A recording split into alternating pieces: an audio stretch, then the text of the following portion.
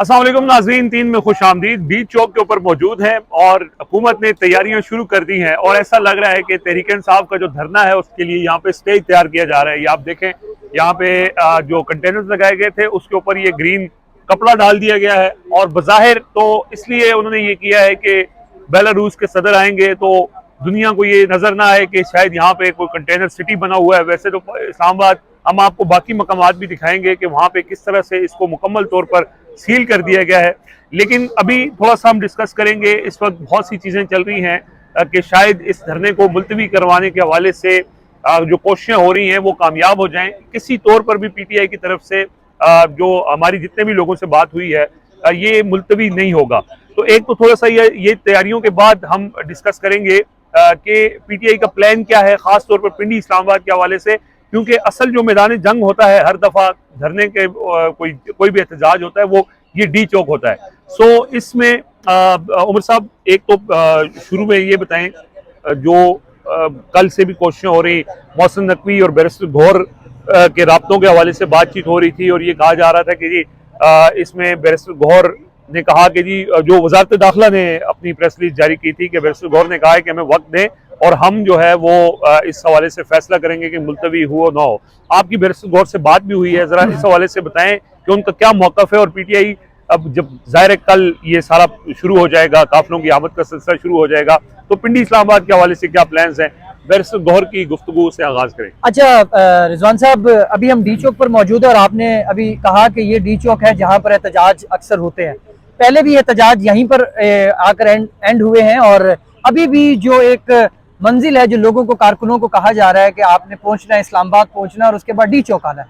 लेकिन आज जो हुकूमती वजीर और इस्टेब्लिशमेंट के वजीर जो है मोहसिन नकवी साहब, उनकी जो आज गुफ्तगू और उनके वजारत दाखिला से जो पैगामात चलाए गए और जो खबरें चलाई गई हैं, उसके बाद मैं एक चीज़ आपको बताऊं, मुझे ना वो आपको भी याद है, आपका भी उनसे ताल्लुक था, नदीम अफजल चंद साहब के जो पीएस थे मुख्तार साहब, उनसे मुझे वो आज याद आ गया और मुझे वो मशहूर बात याद आई कि मुख्तारिया गल वध गई है, हुकूमत 10 दिन ही पई। तो आपको ये जो पीछे सिचुएशन नजर आ रही है ना, ये इसी बात की अक्कासी करता है कि हुकूमत इस टाइम पे उसको दो महाज है। एक तो एक इंटरनेशनल जो डिग्निटरी हैं वो यहाँ पर आ रहे हैं और उनके लिए भी एक माहौल ये दिखाना है कि बड़ा पाकिस्तान के जो हालात है, क्योंकि वो भी कुछ एग्रीमेंट्स हैं जिनके लिए वो यहाँ पर आ रहे हैं।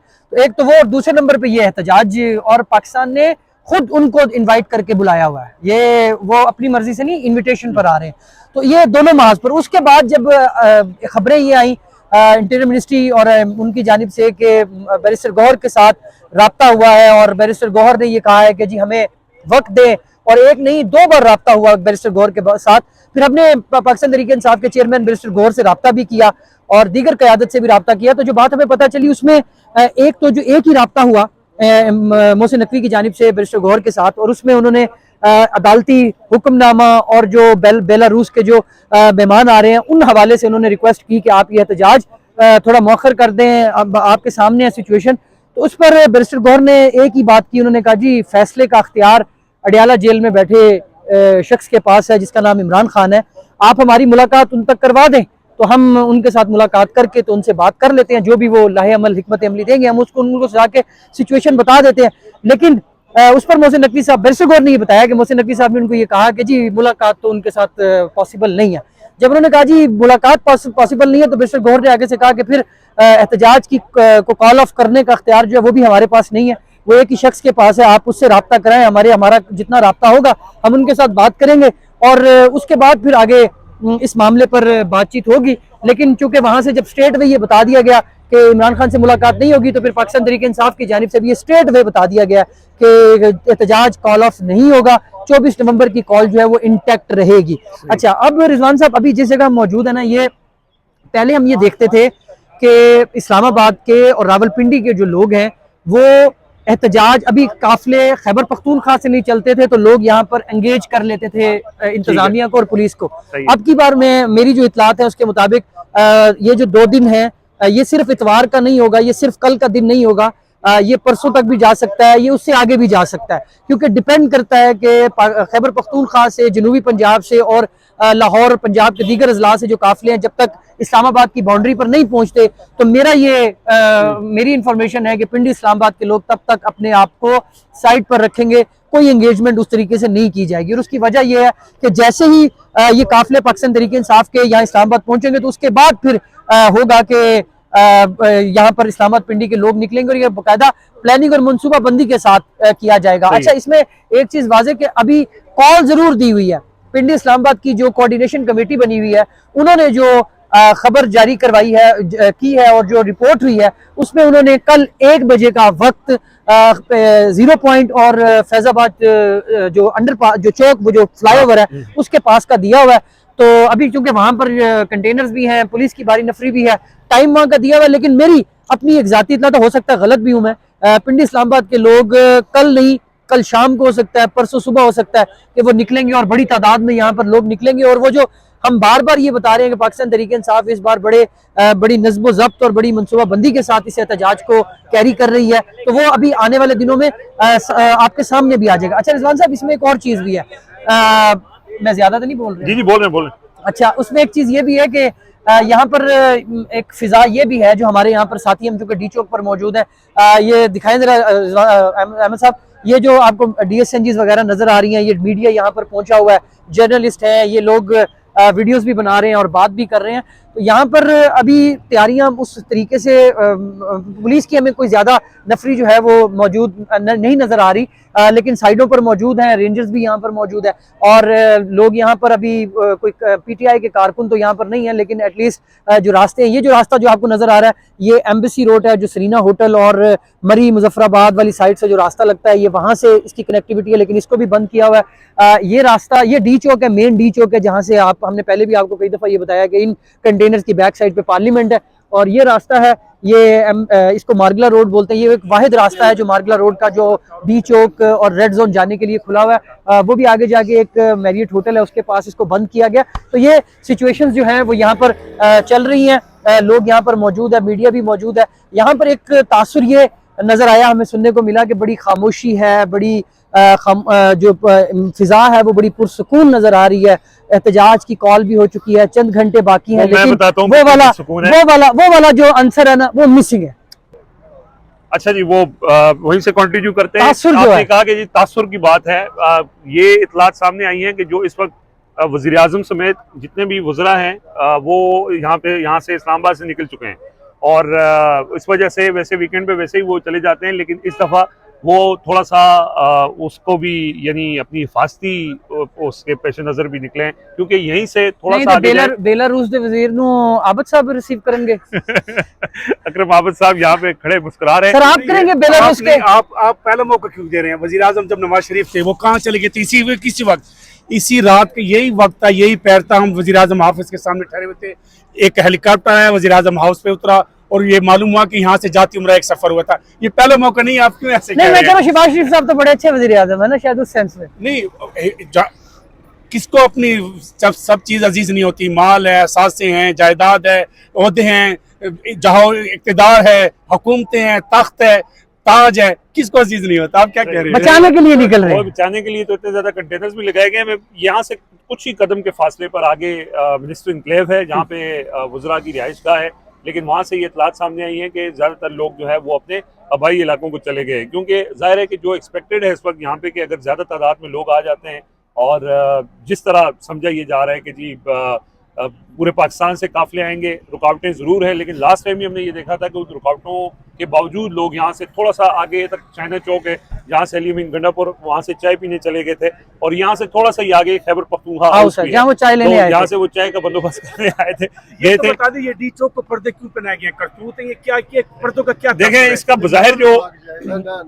इसका जो बज़ाहिर जो मकसद नजर आ रहा है ना वो ये कि जहाँ पे जो हमारे YouTube के दोस्त वीडियोस करते हैं ना उनको ग्रीन स्क्रीन चाहिए होती है, यहाँ पीछे खड़े होकर वो अपनी मर्जी पे कोई भी बैकग्राउंड उसको लगा सकते हैं।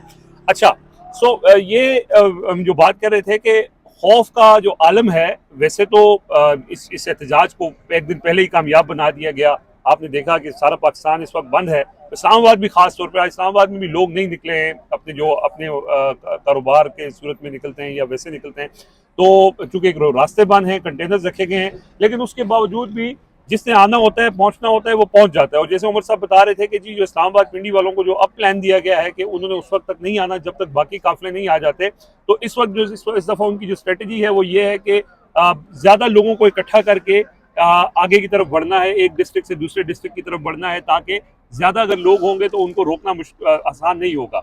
सो ये तो उनकी स्ट्रेटेजी है। और इस वक्त पूरा जो फोकस है उन्होंने 24 के ऊपर रखा हुआ है। कुछ चीज़ें, कुछ खबरें ये ज़रूर सामने आ रही हैं, टीवी चैनल इसको चला भी रहे हैं कि मुज़ाकरात हो रहे हैं, शायद मुलतवी करने के ऊपर गौर किया जा रहा है। लेकिन जो पीटीआई की क़यादत है, उनसे जितने लोगों से भी बात हुई है, उनका प्लान इंटैक्ट है और वो कह रहे हैं कि हमारी अपनी तैयारियां पूरी हैं।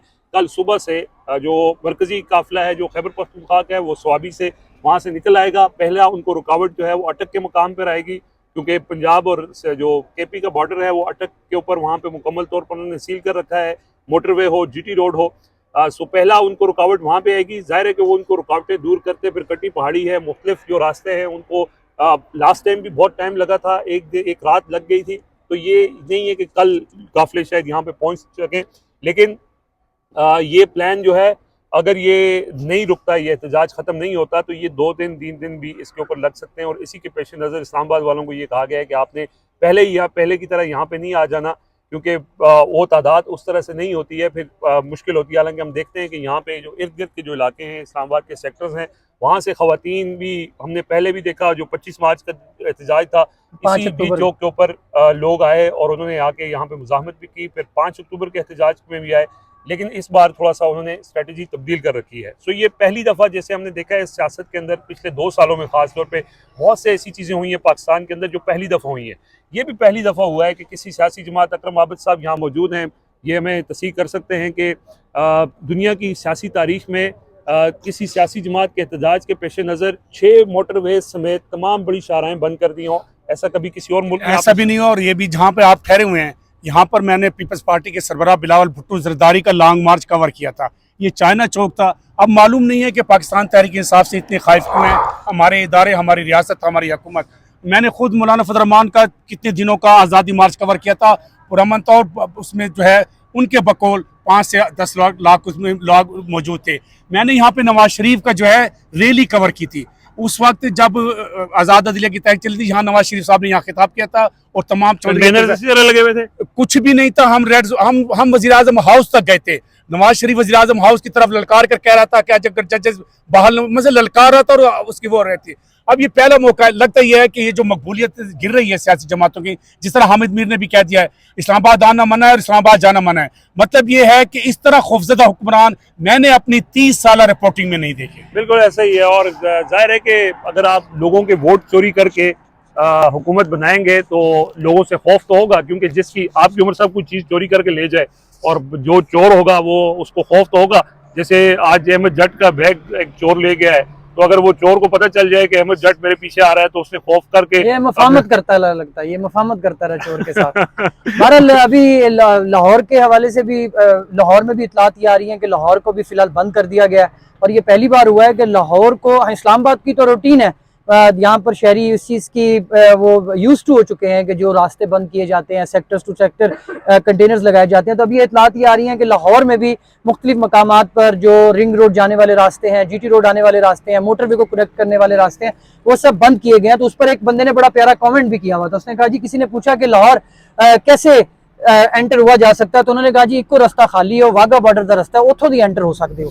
तो बहरहाल ये रास्ते तो बंद है, लेकिन जिस तरह रिजवान बता रहे थे कि लोग जब पहुंचने पे आएंगे और आवाम ज्यादा तादाद में होगी तो लोग पहुंचेंगे, और वो डी चौक हो या रेड जोन हो, लोग आएंगे। अभी ज्यादा टाइम नहीं हुआ है 4 अक्टूबर को एग्जैक्टली यही सिचुएशन थी। एग्जैक्टली इन्हीं मकामात पर अभी हमने देखा है जहाँ पे कंटेनर्स रखे गए थे, कंटेनर्स रखे हुए थे, उसके बावजूद भी लोग यहाँ पे पहुंच चुके थे। और अगर लोग निकल आएंगे तो फिर रोकना मुश्किल होगा। इसीलिए कोशिशें की जा रही है, कन्फ्यूजन फैलाई जा रही है कि शायद जो एहतजाज है वो मौखर हो सकता है और बैकडोर बातें हो सकती हैं, या कोई इमरान खान को उनसे रब्ता किया जा सकता है। लेकिन अभी तक की इत्तलात के मुताबिक पीटीआई जो है वो कल इस्लामाबाद की तरफ आ रही है और उनकी तैयारियां पूरी हैं। और इस्लामाबाद का जो यहाँ के जो इक़्तिदार के ऐवान हैं, वहाँ पे जो एक खौफ का माहौल है, वो ये बता रहा है कि जैसे उमर साहब कह रहे थे कि गल बढ़ गई है।